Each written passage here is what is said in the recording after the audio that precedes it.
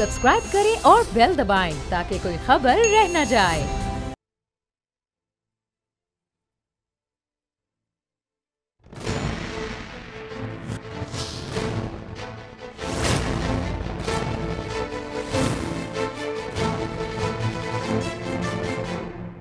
अस्सलाम वालेकुम, मैं हूं नूरुल आरफीन सिद्दीकी और आप देख रहे हैं मेरी जंग। नए पाकिस्तान में अजीब कन्फ्यूजन है, इंतहाई दर्जे की कन्फ्यूजन है कि नए पाकिस्तान में भी पुराने पाकिस्तान जैसी बल्कि उससे ज़्यादा उल जलूल हरकतें हो रही हैं। महंगाई का एक तूफ़ान है, अशियाए सर्फ कई कई गुना दुगनी हो चुकी हैं, पेट्रोल बिजली की कीमतों को आग लग गई है। और दूसरी जानिब हमारी हुकूमती जोमा का हाल ये है कि सदर साहब जो हैं उन्होंने टिकटॉक ज्वाइन कर लिया है, अल्लाह ताला उन्हें खुश रखे। और दूसरी जानिब हमारे वाली नाम नहाद रियासत मदीना, मेरे हैंडसम, मेरे वज़ीर आज़म, वर्ल्ड कप के विनर, वो एक और फिल्म बनाने जा रहे हैं और वो भी ज़हीरुद्दीन बाबर पर। गोया आप पाकिस्तानी अवाम को फिल्मों और ड्रामों का ही सहारा है। कभी अर्तगरल देखें, ज़्यादा भूख लगे तो, कभी गर्मी लगे, लोड शेडिंग सताए तो ज़हीरुद्दीन बाबर की फिल्म देख करके और पंखा जलेंगे। तब्दीली सरकार ने अगर ये कहा जाए तो अवाम का जीना इस वक्त मुश्किल कर दिया है। मुझे समझ में नहीं आ रहा, मैंने पिछले 2.25 साल में जितने प्रोग्राम्स किए हैं, आज का सबसे मुश्किल फतवा है कि मैं सोच रहा हूं पहले किस बात पर तब आजमाई करूं। पेट्रोलियम मसनूआत की कीमतों में एक महीने के अंदर अंदर तीसरा इजाफा करके पेट्रोलियम मसनूआत की कीमतों में 5.40 रुपए इजाफा किया गया है। पाकिस्तान की 74 साल तारीख में पेट्रोलियम मसनूआत की कीमतें बुलंद तरीन सतह पर पहुंच गई हैं, लेकिन यकीन रखिए कि यह कसूर भी नवाज शरीफ और आसिफ अली जरदारी का ही है। वुज़रा की दरोगोई को अगर आप देखें तो यकीन नहीं आता कि ये इसी मुमलिकत के वजीर हैं। हालांकि ये पहली मरतबा वजीर तो नहीं बने, इनमें से कई तीसरी चौथी मरतबा चोला बदल करके वजारतें भुगता रहे हैं। ताहम फिर भी अगर अज़राए तफन्नुन ही जायजा लिया जाए, शहबाज गिल साहब को देखिए, कहते हैं कि वजीर आजम ने अवामी मफाद में अवाम को रिलीफ दिया। ओगरा का मुतालबा तो मजीद कुछ और रुपयों की बढ़ोतरी का था। दूसरी जानिब फवाद चौधरी साहब कहते हैं कि कीमतें अब भी खित्ते में सबसे कम हैं, तो हुजूर फिर मजीद शौक पूरा कर लीजिए। आपको किसने रोका है या कौन रोक सकता है? यह इल्जाम भी पिछले वालों पर ही जाएगा। आपने तो 2.5-3 साल में आने के बाद अब तक किया ही क्या है, मां सिवाय मुख्तारा माई की तरह रोने पीटने के। जून से अब तक 10 रुपए का इजाफा, ज्यादा नहीं, महज इन्वर्टेड कॉमास में कह रहा हूं, 10 रुपए का इजाफा कीमतों में, पेट्रोलियम मसनूआत की कीमतों में किया है। ताहम उस पर सोने पे सुहागा कहिए या मरे पर 100 दुर्रे कह लीजिए। ईसीसी ने, इक्तिसादी राब्ता कमेटी ने जो काम किया है, आटे का थैला यूटिलिटी स्टोर्स पर जो कि आसानी से दस्तयाब नहीं होता, 150 रुपए महंगा, घी 90 रुपए और चीनी 17 रुपए किलो महंगी कर दी गई है। और उस पर यह रियासत मदीना है, उस पर यह रियासत मदीना है। और अगर आप बात करें तो फिर सोशल मीडिया छिछोरों को आपके पीछे लगा करके आपके वालिदैन को, आपके अगले पिछलों को बखाना जाएगा। गो कि इससे आपके हौसले पस्त तो नहीं होंगे अगर आप मेरी तरह ढीठ हैं, लेकिन इससे रियासत सो कॉल्ड मदीना की औकात जरूर पता चल जाती है कि इसके रनर्स, इनकी जहनी इस्तेदाद क्या है। जब वजीर आजम हाउस में बैठ करके बाकायदा दूसरों के कपड़े उतारने वालों को शाबाश दी जाएगी, तो फिर आप सोच सकते हैं कि आगे क्या होगा हमारे साथ।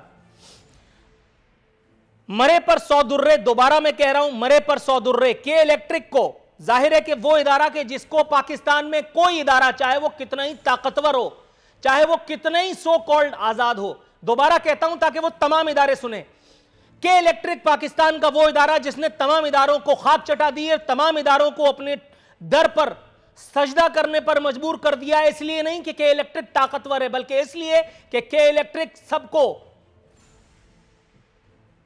खुश करना जानती है। कोई काम, किसी की खामोशी, किसी इदारे से हो, किसी मनसब से हो, किसी मर्तबे से हो, हर वो आदमी, हर वो इदारा जो चुप है, इस चुप की बाकायदा एक कीमत है कि इलेक्ट्रिक को, लोगों के जमीरों को, उनकी जबानों को चुप कराना आता है। उनको पता है कि वो नाम निहाद रियासत मदीना में हुकूमत कर रहे हैं, ऐसी हुकूमत जिसे कोई भी चैलेंज नहीं कर सकता। कराची के सार्फिन से अरबों रुपए बटोरने की तैयारी, 6.5 रुपए, ज्यादा नहीं, 6.5 रुपए इजाफे का तोहफा दिया जाने वाला है। और आपको याद होगा, हर मर्तबा पेट्रोल और बिजली की कीमतें बढ़ाने से पहले टेम्परेचर यही कहकर के चेक किया जाता है कि अब तो इजाफा नहीं करने दूंगा, और उसके बाद जब इजाफा होता है तो हुकूमती अनमोल रतन, गो के उनसे झूठ भी नहीं बोला जाता प्रोग्राम्स में।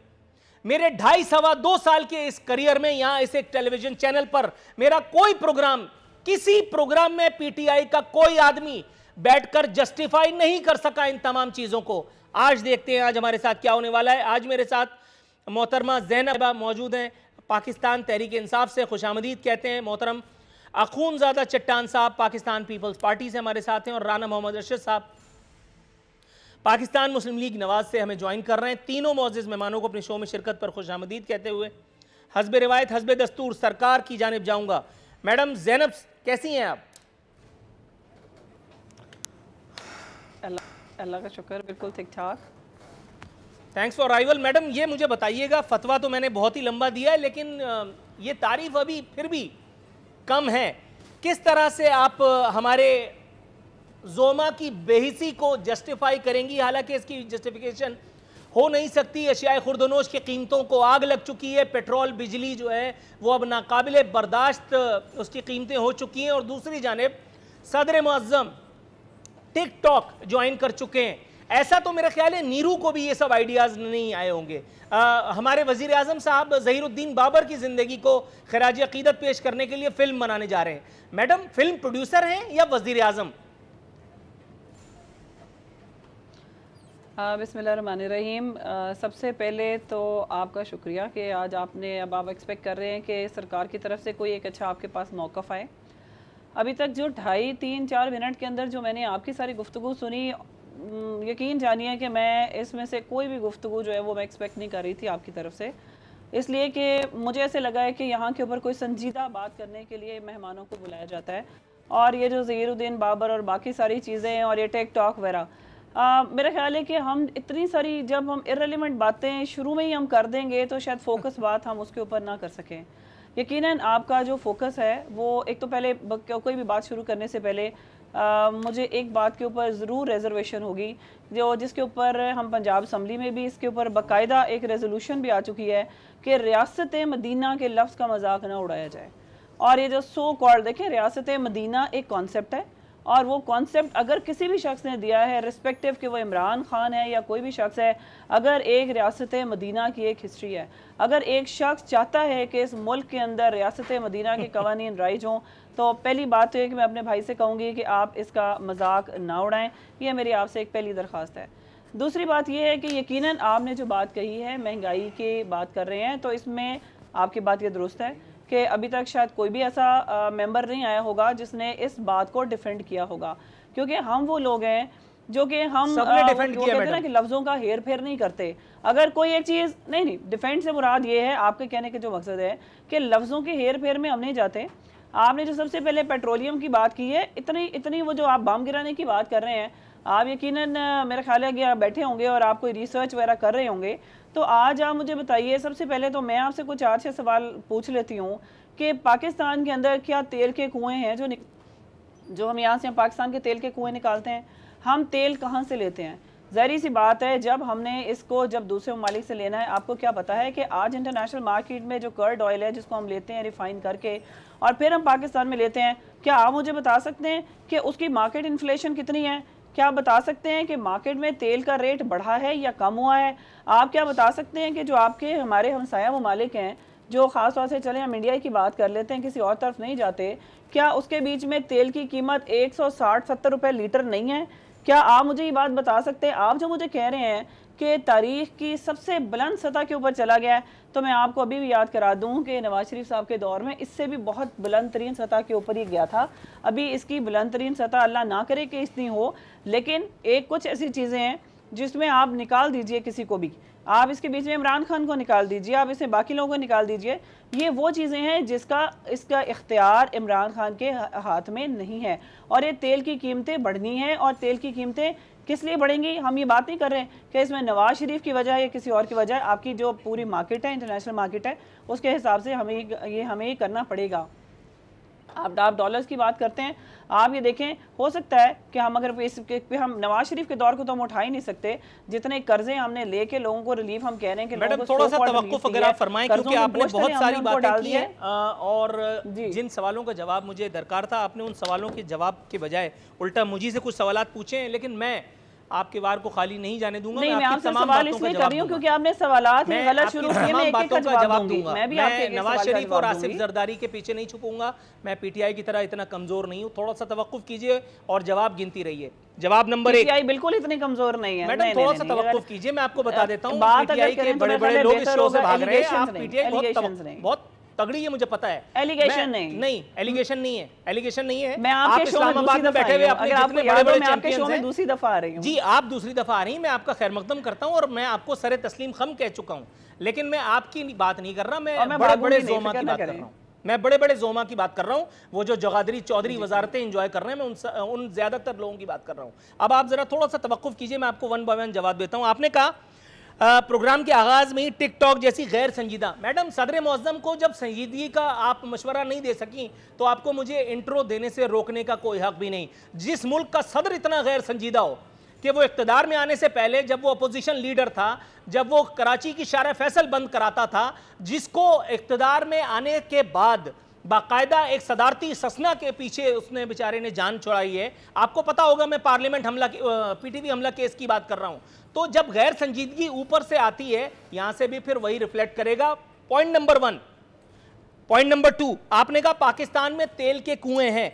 असद उमर, अल्लामा प्रोफेसर डॉक्टर असद उमर रहमतुल्लाह अलैह, उनको इख्तिदार में आने से पहले किसी ने नहीं बताया था कि पाकिस्तान में किसी अरब शेख ने इमरान खान के या असद उमर के नाम पे कोई तेल का कुआं नहीं किया है। अपोजिशन के दिनों में तो बैठ करके बड़ी लंबी लंबी छोड़ते थे, बड़ी लंबी लंबी बातें करते थे। डिस्कस नहीं, थोड़ा सा तवक्कुफ कीजिएगा मैडम, तीसरा पॉइंट का जवाब अभी आना बाकी है। असद उमर को नहीं बात मैडम, आपने मुझसे जवाब मांगे, मैं आपको जवाब दे रहा हूँ, थोड़ा सा तवक्कुफ कीजिएगा, आखिरी जवाब अभी आना बाकी है। आपने कहा रियासत मदीना का मजाक नहीं उड़ाना चाहिए। जवाब सिर्फ इंटरनेशनल मार्केट की बात की, थोड़ा सा अगर आप तवक्कुफ कर लें, मैं आखिरी सवाल का जवाब आपको दे दूं, फिर आपका जवाब भी लेते हैं। आपने कहा रियासत मदीना का मजाक नहीं उड़ाना चाहिए, बात बिल्कुल दुरुस्त है।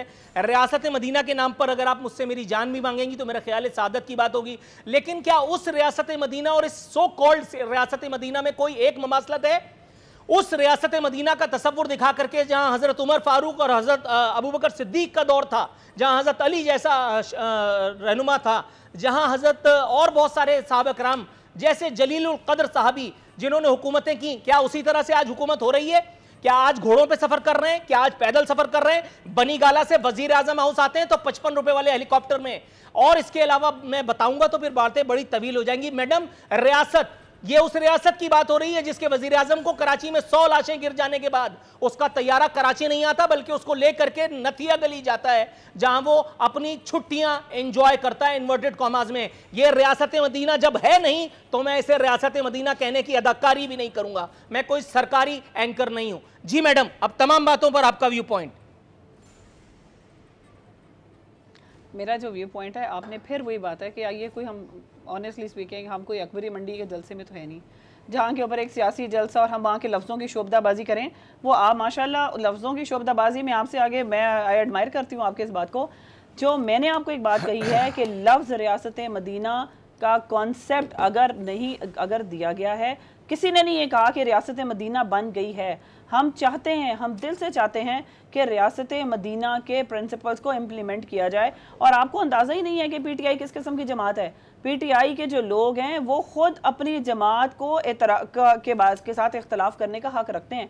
आपका क्या ख्याल है कि हम लोग जब कोई गलत बात होती है हम उस पर एतराज़ नहीं करते? हम बिल्कुल करते हैं। अगर किसी किस्म की कोई बात, जैसे हम महंगाई की हम बात करें, अगर महंगाई है, हम उसको मानेंगे कि जी हाँ बिल्कुल महंगाई है, लेकिन हम उसके जो उसका हल है हम उसके ऊपर भी जाएंगे, हम उन चीज़ों के ऊपर बात करेंगे। अगर हमारा कोई मिनिस्टर गलत बात करे, I will never defend any person. आप मुझसे किसी दूसरे शख्स की बात करेंगे, मैं उसको बिल्कुल डिफेंड नहीं करूंगी। किसी की आप मुझसे बात पूछेंगे कि जी फलां टाइम के ऊपर असद उमर साहब ने क्या कहा है, मेरा उससे कोई ताल्लुक नहीं है। लेकिन जो मैंने आपको बात कही वो मैंने आपको ये बात कही है, मैंने, क्योंकि आपने आज तेल की कीमत की बात की है, मैंने आपको तेल की कीमत के फैक्ट के बारे में बात की है कि आज जो है वो मार्केट के अंदर $74 जो कीमत गैलन उसकी आपकी आ रही है।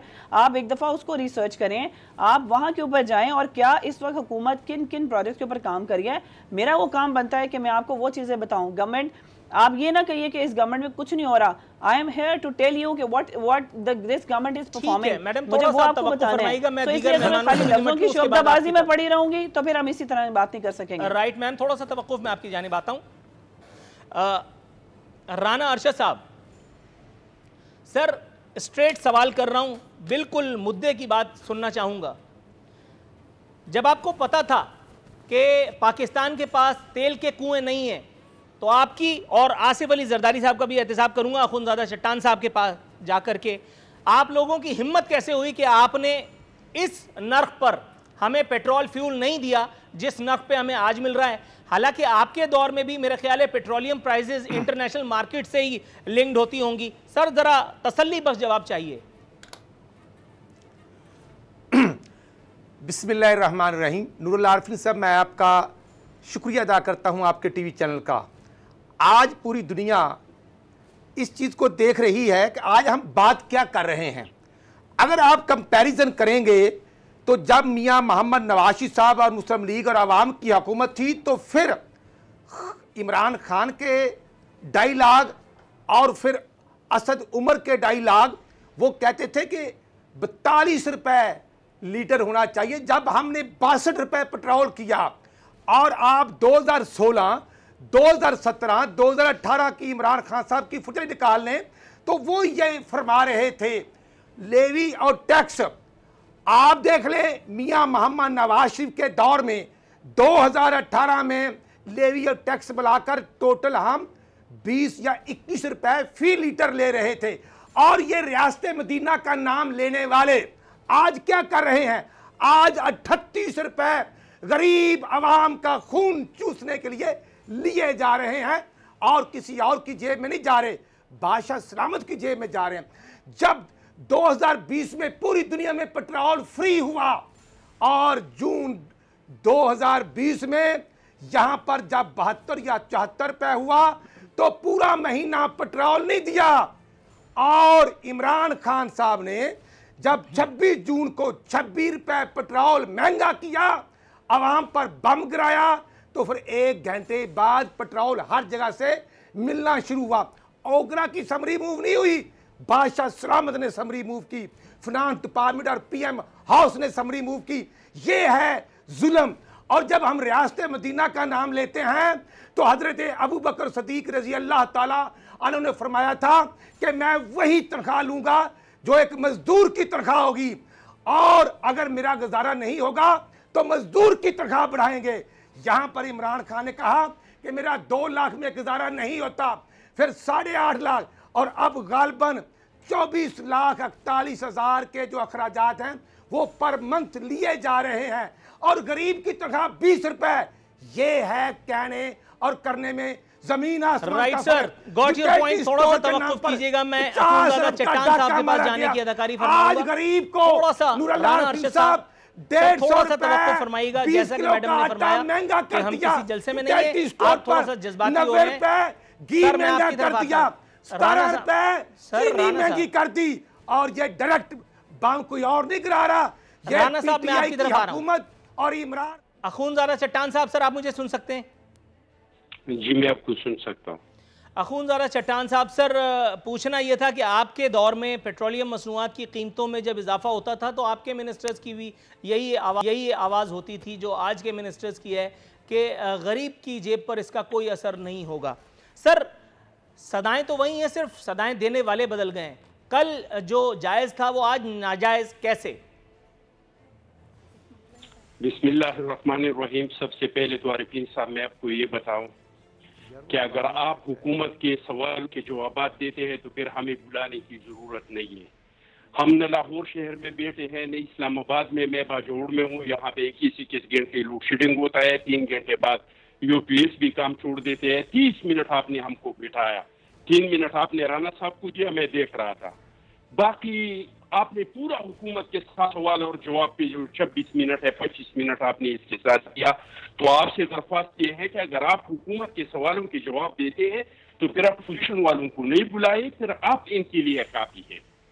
दूसरी बात मैं ये आपसे कहूं कि आज मैंने दिल से तस्लीम किया कि तब्दीली आ गई है और ये तब्दीली सरकार है, और हम जो कह रहे थे कि कुछ तब्दील नहीं हुआ है तो वो गलत है। क्योंकि मैंने तारीख में कभी नहीं देखा है कि जो मजहबी त्यौहार आ जाते हैं इसमें दुकानदार चीजों को तो महंगा कर देते हैं, लेकिन मैंने कभी हुकूमत की तरफ से नहीं देखा है कि त्यौहार के दिनों में ये लोगों पे महंगाई का बोझ डालते हैं और इसके बम गिराते हैं। ये पहला हुकूमत मैंने देखा कि पिछले ईद पे हमारे केपीके, मुझे पंजाब का और मरकज का नहीं पता, लेकिन हमारे केपीके की जो सरकारी मुलाजिमीन थी इनके तनख्वाहों से कटौती की, किसी के 1000, किसी के 2000, किसी के 3000 तनख्वाह, जिसका जितना था इस हिसाब से तमाम मुलाजिमीन की तनख्वाहों से, एजुकेशन की, पुलिस की मुलाजिमीन की तनख्वाहों में कटौती की। हालांकि पहले चाहे हुकूमत के हालात जैसी भी होते तो कुछ बोनस देते, इनके कुछ इमदाद करते। अब जो ये ईद आ गया तो इस ईद पे फिर पेट्रोल को महंगा कर दिया, फिर जो है चीनी महंगी हुई, हर चीज में महंगाई लाई। और मैडम एक बहुत मर्जी वाली बात करती है, असल में इसको नहीं पता है, ये प्रोग्राम आती हुई सिर्फ वो टॉक शो पे जो बातें सुनते हैं वो रटे रटाए याद करके और फिर आ जाते हैं और इधर भूल जाती है। इस मैडम से आप पूछे कि हमारे दौर में 170, 160 से कभी पेट्रोल का इंटरनेशनल मंडी में कीमत कम हुआ नहीं है। अभी रिकॉर्ड अपनी रिसर्च टीम से कही कि पीपल्स पार्टी के दौर का आप रिकॉर्ड निकाले कि इंटरनेशनल मंडी में फ्यूल का रेट क्या था और हम लोगों को किस कीमत पे फ्यूल देते थे। हमने कभी सर एक इमीडिएट ब्रेक की कॉल दे दी गई है खुंजारा चट्टान साहब। ब्रेक के बाद तो यकीन जानिए सीधा आपकी तरफ आऊंगा और आप अपनी बात को मुकम्मल कर सकेंगे। नाज़रीन एक मुख्तसर सा ब्रेक।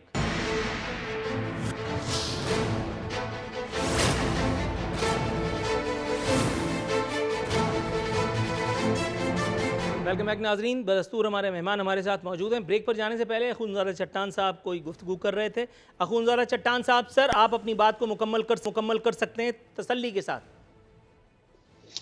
मैं बात ये करना चाहता था कि महंगाई पहले भी हो जाती थी, ये नहीं कि महंगाई नहीं होती, लेकिन अगर एक साइड पे महंगाई हो जाती थी दूसरी तो साइड पे लोगों के आमदन में इजाफा हो जाता। लोगों की तनख्वाहों को बढ़ाती हुकूमत, लोगों के पेंशन को बढ़ाते, लोगों को रोजगार देते। लेकिन ये मौजूदा हुकूमत इसमें तो महंगाई आ जाती है लेकिन लोगों के लिए रिलीफ कोई नहीं है। अगर रिलीफ है तो बड़े बड़े फैक्ट्री वालों को है, बड़े बड़े सरमाएदारों को है, करोड़पति अरबपति के लिए मिनिस्ट्रीज है, लेकिन गरीब आवाम के लिए इसमें कोई रिलीफ नहीं है। और मैडम जो कह रही थे बाहर दुनिया में महंगाई है, तो मैडम आप मुझे ये बताएं, आपने सिर्फ बाहर के महंगाई का सुना है, बाहर के आमदनी का आपने कभी देखा है कि सऊदी में या अफगानिस्तान में या इस पूरे रीजन, चाहे आप दुनिया में मिसाल दे सकते हैं, पूरी दुनिया का मैं कह रहा हूँ, या मुझे आप ये रीजन जो है जहाँ पे बांग्लादेश, पाकिस्तान, इंडिया ये ममालिक रहते हैं, इसमें सारों में से आप मुझे एक मुल्क बताए जहाँ पे आपके लोगों की आमदनी से ज्यादा है। आप तो महंगाई में रिकॉर्ड कायम किया, इस रीजन में कहीं पे इतनी महंगाई नहीं जितने पाकिस्तान में है। और अफगानिस्तान जो अब भी हालात जंग में है, इनके इकानमी आपसे आगे हैं। बांग्लादेश किसी जमाने में हम कहते थे ये बंदा एक टक्के का नहीं है, टक्का हम कहते थे बंगाल के, टक्का कहते हैं बंगाल की करेंसी को।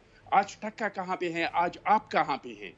सर ये बताइए, आप लोग नाम लेते हैं मदीना की रियासत की, क्या मदीने की रियासत वाले नाउजुबिल्ला वो झूठे थे?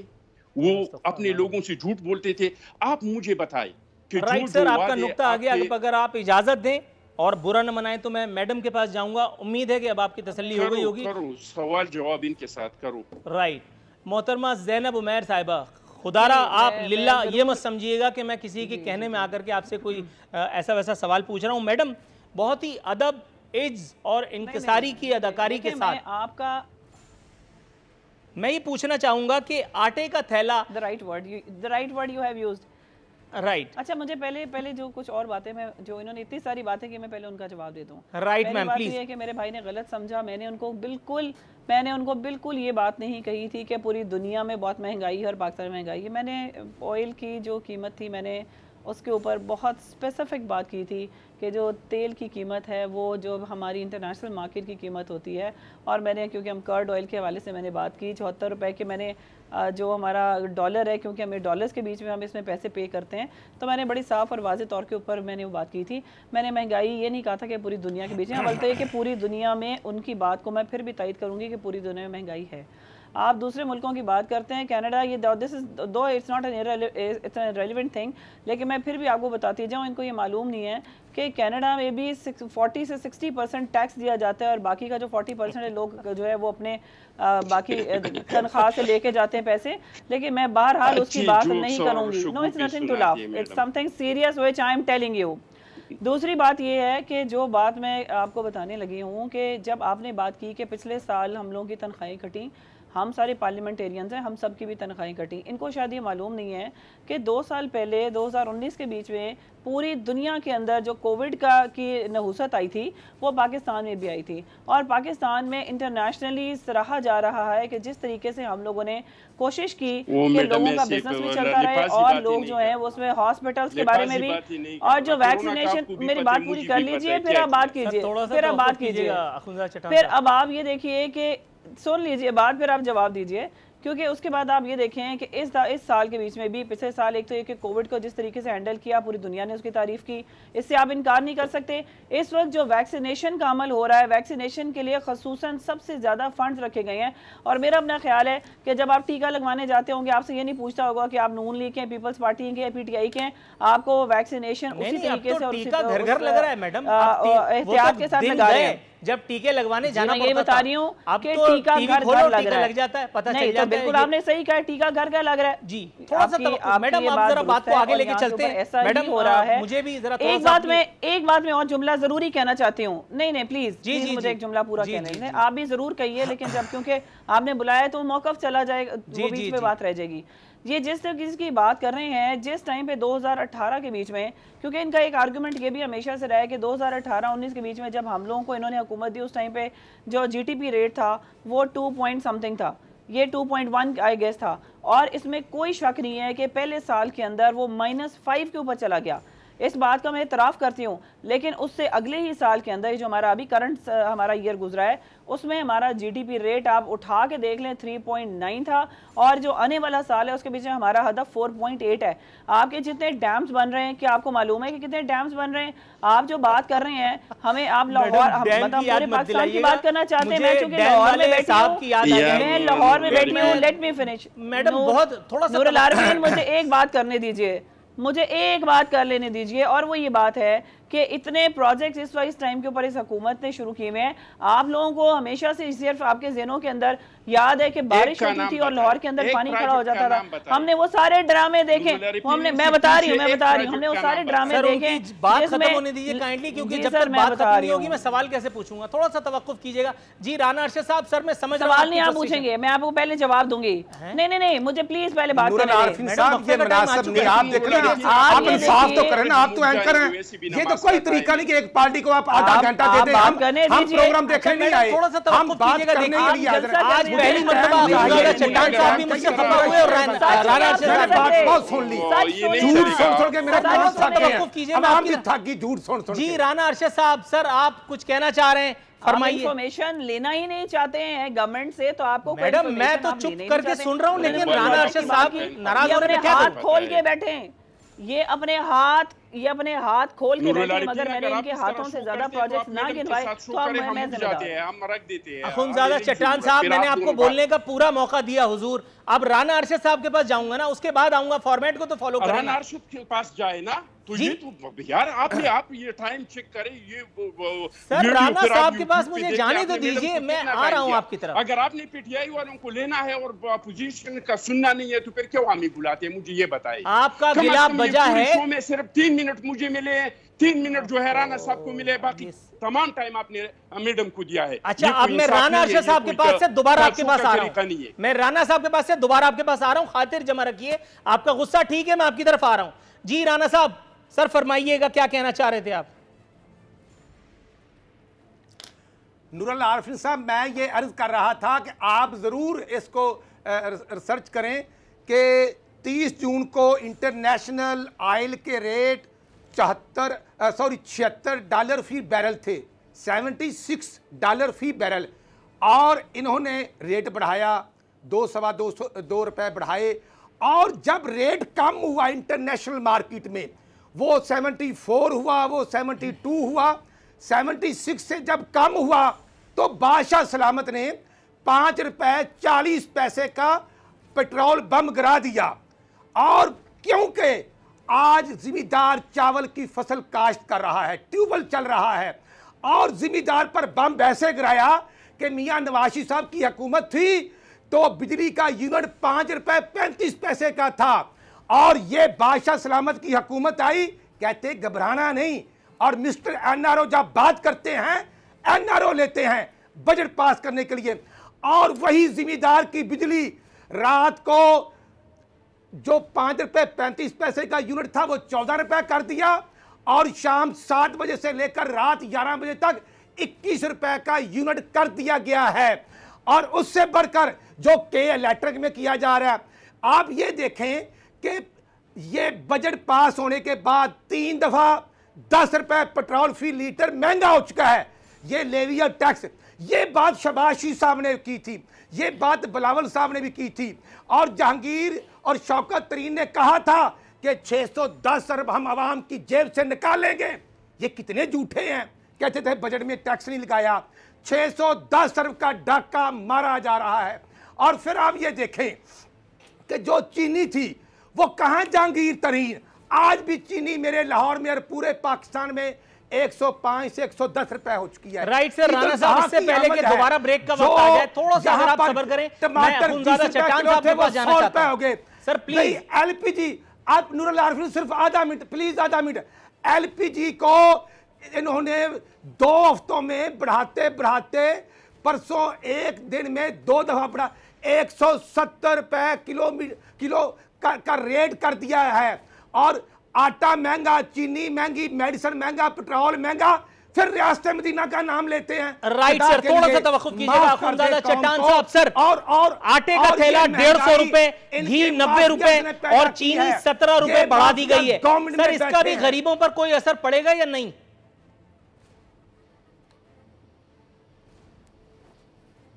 आप मुझसे पूछ रहे हैं? जी जी चट्टान साहब, आप ही से पूछ रहा हूँ, और किससे पूछ रहा हूँ? गरीब बेचारे तो इस पे तो हर चीज का असर पड़ रहा है। वो तो हैरान है कि बच्चे का फीस जमा कराए, बिजली का बिल जमा कराए, या गैस का सिलेंडर लेके आए, या वो मरीज के लिए दवाई लेके आए। ये हुकूमत जो दावी की थी, कम से कम नालायक से नालायक हुकूमत भी हो जो मैनिफेस्टो देता है कौम को, तो इसमें कम से कम 10% इस पे तो अमल किया करते हैं, अगर 50% नहीं, अगर 80% नहीं। ये हमें बताए कि उन्होंने कौम से जो वोट लिया था, इन्होंने जो मैनिफेस्टो दिया था, इन्होंने इस पे कितना अमल किया। सबसे बड़ा जो इनका नारा था वो करप्शन का था कि हम करप्शन का खात्मा करेंगे, और हम करप्ट लोगों को पकड़ के कौम का लूटा हुआ पैसा लाके और कौमी खजाने में जमा कराएंगे। 3 साल गुजरने के बाद क्या ये बता सकते हैं कि करप्शन रुक गया? करप्शन की तो हर रोज नए नए स्कैंडल्स आ रहे हैं, और फिर इसके लिए कमेटी बनाते हैं कि ताकि इसका रुख वज़ीर आज़म से किसी और पे जिम्मेदारी डाले और किसी और के कंधों पे ये बोझ डाल दे, और ये डायरेक्ट वज़ीर आज़म पे नहीं आए। ये तो बच्चों को भी पता है कि ये जितना करप्शन होता है ये वज़ीर आज़म के सिग्नेचर के बगैर नहीं हो सकता है। अगर चीनी इम्पोर्ट होता है, अगर एक्सपोर्ट होता है, अगर आटा इम्पोर्ट होता है, अगर गंदम एक्सपोर्ट होते हैं, ये सारा सब कुछ वज़ीर आज़म के सिग्नेचर से होता है। चाहे वो पिंडी रिंग रोड का है, जितने स्कैंडल, पेट्रोल के स्कैंडल आ गई, वो एलपीजी के स्कैंडल आ गए, ये सारे के सारे वज़ीर आज़म के सिग्नेचर के बगैर नहीं हो सकते। राइट सर, करप्शन में 7% इजाफा हो गया। ये हमें बताया कि उन्होंने कौम से वादा किया था कि कर्जे नहीं लेंगे। अभी तक कर्जे 37 अरब तक पहुंच गए, 25 अरब से 37 अरब तक कर्जा पहुंच गया। इन्होंने रोजगार का जो वादा किया था कि 50 लाख 1 करोड़ लोगों को रोजगार देंगे, अभी तक 35 लाख से ज्यादा लोग बेरोजगार हो गए। ये एक चीज हमें ऐसा बताए कि इन लोगों ने मैनिफेस्टो में दिया था और वो रिवर्स में नहीं जा रहा है। इन्होंने कहा था कि हम प्रोटोकॉल नहीं लेंगे, प्रोटोकॉल की क्या हालत है। इन्होंने कहा था कि 17 लोगों से ज्यादा काबीना हम नहीं बनाएंगे, कितना काबीना बनाया। इनका वादा था कौम के साथ कि हम हालात में नहीं रहेंगे, हमारा जो प्राइम मिनिस्टर, हमारा सदर, हमारा गवर्नर वो छोटे छोटे घरों में रहेंगे।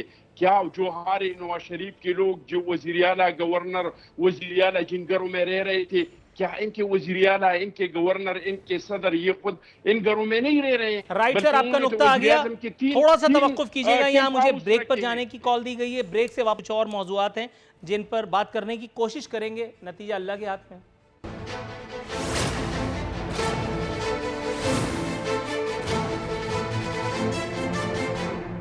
वेलकम बैक नाज़रीन, प्रोग्राम के आखिरी लम्हात आन पहुँचे। मैडम ज़ैनब उमैर साहिबा, ये मुझे बताइएगा, मरे पर 100 दुर्रे, जैसे मैंने इंट्रो में कहा कि इलेक्ट्रिक भी अब मनमानी पर तुल गई है। अब क्या तुल गई है, वो तो खैर हमेशा से ही तुली हुई है, कोई उसका कुछ बिगाड़ ही नहीं पाता। कराची के सार्फिन से फ्यूल प्राइस एडजस्टमेंट के नाम पर मज़ीद कई अरब रुपए बटोरने की तैयारी है। 6.5 रुपये के नज़दीक इजाफा जो है वो मुतवक्को है। मैडम क्या कहेंगी, बजट में तो यही कहा गया था कि अब नहीं बढ़ाएंगे, अल्लाह कसम नहीं बढ़ाएंगे और मौला कसम नहीं बढ़ाएंगे। के इलेक्ट्रिक की बात करने से पहले मैं सिर्फ एक बात को आपका जवाब दे दूं। अभी मेरे भाई को एक बात का पता नहीं है, उन्होंने कुछ प्रोजेक्ट्स की बात की थी और मैं सिर्फ 1-2 बातें उनको बताना चाहती हूँ। उन्होंने तनख्वाह की जो बात की है, तो इससे पहले पिछले दौर के बीच में जो मज़दूर की तनख्वाह 15,000 रुपये थी, जो कि अब 20,000 रुपये कर दी गई है। जो कोविड के दिनों में तनख्वाहों में इजाफा नहीं हुआ था सरकारी मुलाजमीन की, 10% से लेकर 25% तक उनकी तनख्वाहों में भी इजाफा किया गया है। 50 रुपये जी, मैं जो अब जो इसकी जो मैं आपको बता रही हूँ, इस दफ़ा आपकी जो गंदम और जिसके ऊपर इम्पोर्ट आपकी जिसके ऊपर हमने पैसे रखे हैं गवर्नमेंट ने, वो इस दफ़ा बेहतरीन रेट्स उसके ऊपर दिए हैं। आपकी बम्पर क्रॉप्स हुई हैं, आपका एग्रीकल्चर बहुत ऊपर गया है और आपकी जो एक्सपोर्ट जो है वो इस टाइम के ऊपर इंडिया और बांग्लादेश से सबसे ज़्यादा है। और पाकिस्तान के अंदर हम लोगों के पास जो इन लोगों ने तो वो पिछले 10 सालों में 10-15 सालों के बीच में वो लोग नहीं बनाए ना, तो वो टेक्निकल और वो सारी चीज़ें हम लोगों को उस चीज़ के लिए लोग दरकार हैं। और यहाँ के ऊपर आपकी नौकरियाँ पड़ी हैं जो बात कर रहे हैं, और जितना इस टाइम के ऊपर एक हब शुरू हो गया है, इंडस्ट्रियल हब यहाँ के ऊपर बन रहा है, आपके फैसलाबाद की लू में दोबारा से चलना शुरू हो गया है। आप ये जो सड़कों की बात करते हैं, इस दफ़ा पूरा जी फैसलाबाद इंडस्ट्री की मैं बात कर रही हूँ, फैसलाबाद के अंदर पूरी इंडस्ट्री का रिवाइवल हुआ है। आप ये जो सड़कों की बात कर रहे हैं जी, मेरी बात पूरी कर लें। जो मैं इसके अलावा जो लाहौर के अंदर जी इस वाटर स्टोरेज यूनिट्स बने हैं चट्टान साहब जी, इनमें से अगर कोई भी अगर बात है, इनमें से अगर कोई भी गलत बात है, गलत बात क्यों कहूँगा, लेकिन नहीं मैं गलत बात कर रही हूँ, मैं ऑन एयर बैठी हूँ, मैं जिम्मेदार हूँ अगर इनमें से कोई भी गलत बात है। मैं तो जो कहना चाह रहा हूँ आप मुझे कहने नहीं दे रही। आप इतनी ज्यादा जिम्मेदार हैं कि आपने पूरे शो में मुझे गैर जिम्मेदार बना दिया, मुझे इररेलेवेंट कर दिया। आप ये देखिए कि मैं सवाल आपसे नाम पूछ रहा हूँ और आप पूरे प्रोग्राम में शनाख्ती कार्ड नंबर बताती फिरी हैं। आपसे मैंने सवाल पूछा चीनी का, आपने मुझे बताया शनाख्ती कार्ड नंबर की बात नहीं है। देखें मैडम, थोड़ा सा तवक्कुफ कीजिएगा। देखिए इतने सारे सवालात, आप 2-3 लोग मुझसे सवालात पूछ रहे हैं, तो मुझे हर चीज का जवाब देने दें। आप उनके सवालात के जवाब क्यों दे रही हैं? होस्ट तो प्रोग्राम का मैं हूं ना, आप मेरे सवाल को लिफ्ट नहीं करा रही हैं, आप उन्हीं की वजाहत देती रही हैं। मैंने आपसे आटे का पूछा, आपने आटे के बजाय मुझे फीके माजे ताए के अंदर उलझा दिया। मैं आपसे के इलेक्ट्रिक का पूछ रहा हूँ, आपने मुझे बम्पर क्रॉक में ला करके फंसवा दिया, मैं चल ही नहीं पा रहा हूँ। देखिए जो आप के इलेक्ट्रिक की बात कर रहे हैं, बिल्कुल मैं के इलेक्ट्रिक के ऊपर भी आती हूँ, मैं बिल्कुल आपको के इलेक्ट्रिक के ऊपर भी आती हूँ। जहाँ तक हम बिजली की बात कर रहे हैं, यकीनन ये बिजली के नर्ख इससे ज़्यादा, अभी आपने कहा होने की तवक्को है, अभी हुए नहीं है। अगर आप पहले से तवक्को के ऊपर ही आपने बढ़ा दी है, तो लोग पहले नाम बताइएगा जरा 1 मिनट, कौन रोक लेगा उसको? देखिए, अगर जहां तक आपने, अब मैं आपको एक और बात बताने लगी हूँ। अब देखिए, आपके लिए बहुत अच्छा होगा कि एक तो ये कि आप उस एक्सपर्ट को बुलाएं ताकि आप डिटेल सिर्फ एक सब्जेक्ट के ऊपर बात किया करें। और दूसरी बात ये है, क्योंकि वो सब्जेक्ट फिर हम जब रैंडम बात करते हैं वहीं पे रह जाता है, वो वहीं पे बात रह जाती है, वहां में उड़ जाती है, आप लोगों को समझ नहीं आती। मैडम ऐसे एक बात मैं आपको बताऊं, 2.5 साल मुझे इस चैनल पे हुए, चार उससे पहले 2 साल किसी और चैनल पे, और उससे पहले 6 साल, मतलब इतने साल के बाद अब अगर मैं आपसे ये सबक के 4 मंसूबे सबक लूं कि मुझे प्रोग्राम कैसे कंडक्ट करना है, तो मुझे बड़ी अफसोस के साथ ये कहना पड़ रहा है। मैंने आपको ये नहीं कहा, मैंने आपको ये नहीं कहा, नूरुल आरफी, बिजली के 4 मंसूबे बन रहे हैं। नूरुल आरफी साहब, आपने अगर सुनना ही नहीं है, चट्टान साहब सवाल का जवाब आपने नहीं देना, तो मैं कैसे सवाल का जवाब दूंगी? अखूनज़ादा चट्टान साहब, मुझे समझ में नहीं आ रहा, आप पीपल्स पार्टी से या पीटीआई से? नूरुल आरफी, जी राना अर्शद साहब, आपने इलेक्ट्रिक का सवाल पूछा है मुझे, मैडम आप रुक जाइए, आप रुक जाइए, इलेक्ट्रिक का सवाल लग गया जी प्लीज। मैं आज मैं बादशाह सलामत की तकरीर सुन रहा था, और देखें ये कितना झूठा है। खुद कहता है आईएमएफ के पास नहीं जाएंगे, खुदकशी कर लेंगे। आज भी कंटेनर की तकरीर, और कश्मीरियों को धोखा दे रहे हैं। जब ये आता है, जब अमेरिका से वापस आते हैं इमरान खान, कहते हैं कि कप था 1992 का, एक आज जीत के आया हूं कश्मीर की सौदेबाजी करके, ट्रंप को फांसी बना लिया। मेरे कश्मीर को 7 दिन 14 दिन हो गए कब्जा किए हुए, और कहते थे जुमातुल मुबारक को आधा घंटा बैठेंगे, आराम करेंगे, लेटेंगे। आज क्या हुआ भाई? मेरे कश्मीर का सौदा किए हुए, यही बात है भाई। जब दिसंबर 2015 को मोदी के पास गए इमरान खान ताबेदारी करने, और वो देखे मोदी कहता था मैं जीतूंगा तो 370 आर्टिकल और 35A का खात्मा करूंगा, और इमरान कहता था कि मोदी जीतेगा तो कश्मीर आजाद होगा। नहीं, आज कश्मीर को 7 दिन 14 दिन हो चुके हैं। कश्मीर के इलेक्शन पर शब्बे खून हम नहीं मारने देंगे।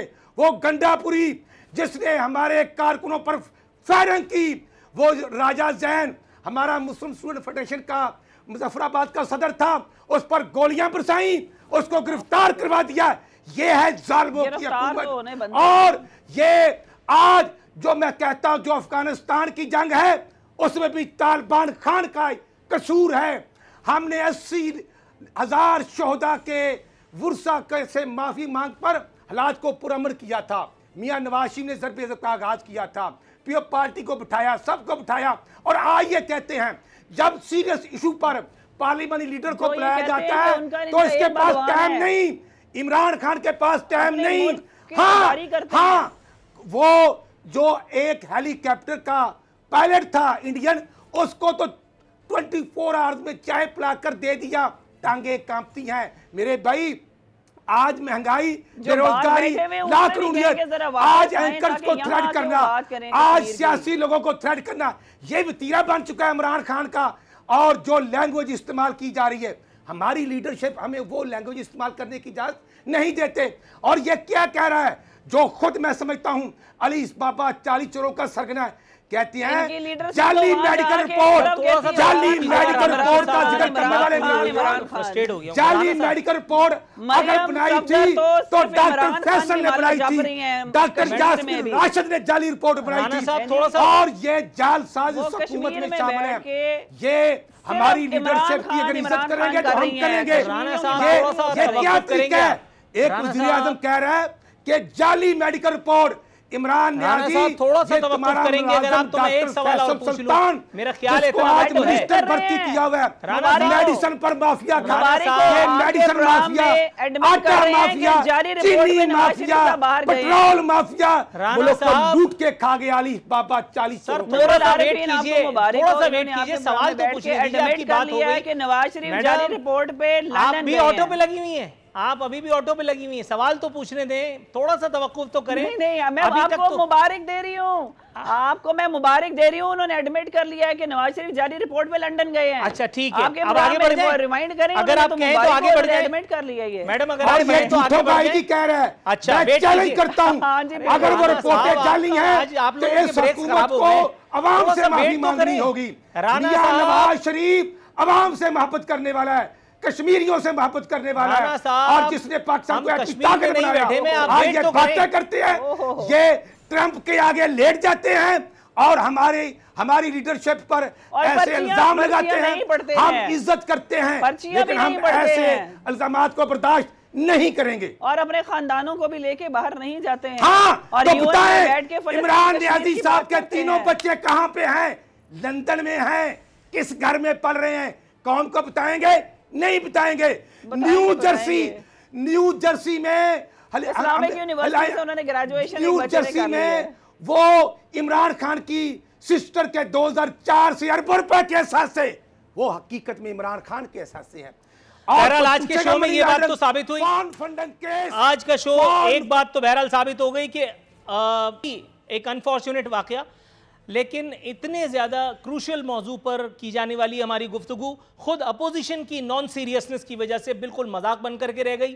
पीटीआई वालों से तो खैर किसी बात का जवाब क्या ही मिलना था, वो तो तवक्को ही बस थी, लेकिन फिर भी वो जो गुफ्तगू हो रही थी, मैं उनसे नाम पूछ रहा हूँ, वो मुझे बम्पर क्रॉप में ले आकर के उलझा रही हैं। बहरहाल उनकी कोशिश भी आज अखुंज़ादा चट्टान साहब पाकिस्तान पीपल्स पार्टी और राना अरशद साहब पाकिस्तान मुस्लिम लीग नवाज ने कामयाब फरमा दी, जिसके बाद प्रोग्राम ज़ाहिर है कि धर्म भरम ही होना था। नाजरीन, ये था आज का प्रोग्राम। कल इंशाअल्लाह बशर्ते फुर्सत फिर अदाकारी के लिए हाजिर होंगे। फी अमान अल्लाह।